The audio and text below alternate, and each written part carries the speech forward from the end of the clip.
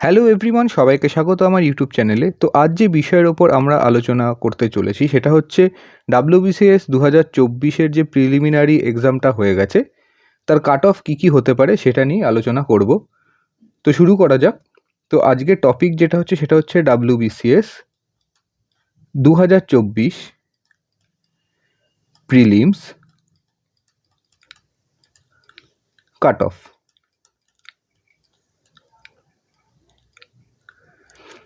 তো প্রথমে দেখে নিই ইউআরের কাট অফ কী হতে পারে। ইউআরের কাট অফ আমার যতদূর মনে হচ্ছে যে কোশ্চেন পেপারটা যদি আমরা দেখি সেটা কিন্তু অনেকাংশেই টাফ ছিল, মানে ভালোই টাফ ছিল, এবং যারা হয়তো ডেপথে পড়েনি এবং খুঁটিয়ে বিষয়গুলোকে পড়েনি, ওভারঅল পড়ে গেছে, সেই পড়ে কিন্তু অনেক কোশ্চেন কিন্তু অ্যাটেন্ড করতে পারেনি তারা। তো ওভারঅল কোশ্চেন সমস্ত বিষয়েরও যদি কোশ্চেন দেখা হয়, মানে ম্যাথস ধরা হোক বা হিস্ট্রি ধরা হোক, জিওগ্রাফি ধরা হোক, কারেন্ট অ্যাফেয়ার্স ধরা হোক, সমস্ত সেকশানেই কিন্তু কোশ্চেন অনেকটাই হাই স্ট্যান্ডার্ডের হয়েছে। তো কাট অফও কিন্তু সেই অনুযায়ী এবছর কমতে পারে। তো আমার যতদূর ধারণা যে এই পরীক্ষাটা অনেক দিন পরও হচ্ছে, সেটাও একটা ব্যাপার আছে।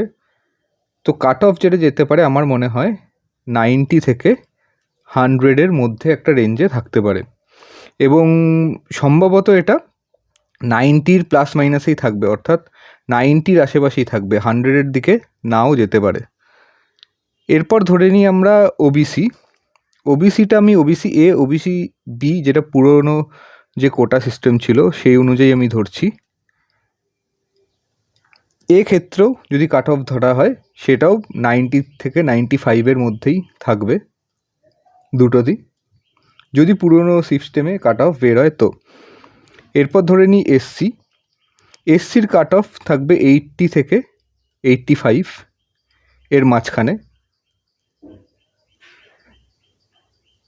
এবং এসটি যদি আমি ধরি, এসটি থাকবে হচ্ছে 75 প্লাস মাইনাস 5, 75-এর আশেপাশে এর কাট অফ থাকতে পারে।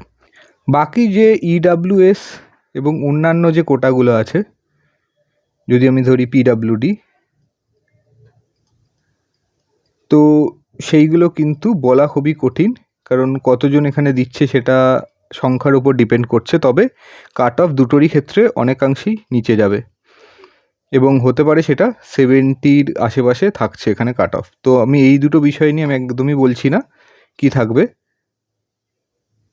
তো এই ছিল ওভারঅল একটা প্রেডিকশান, যেটা আমার মনে হয় যে ইউআরের 90-র আশেপাশে থাকার একটা সম্ভাবনা আছে, ওবিসিরও 90, খুব যদি 90-র নিচে নামে তো 85-এর আশেপাশে থাকবে ওবিসি বি দুটোই। কারণ আমরা প্রত্যেকবারই দেখেছি যে ইউআর, ওবিসি এ, ওবিসি বির সেম কাট অফ এসছে। এরপর এসসিও যদি ধরি 80 থেকে 85-র একটা রেঞ্জে থাকার সম্ভাবনা আছে, এবং এসটি হচ্ছে 75, খুব বেশি হলে 80-র উপর তো যাবেই না এসটির, 80-র নিচে থাকারই সম্ভাবনা বেশি।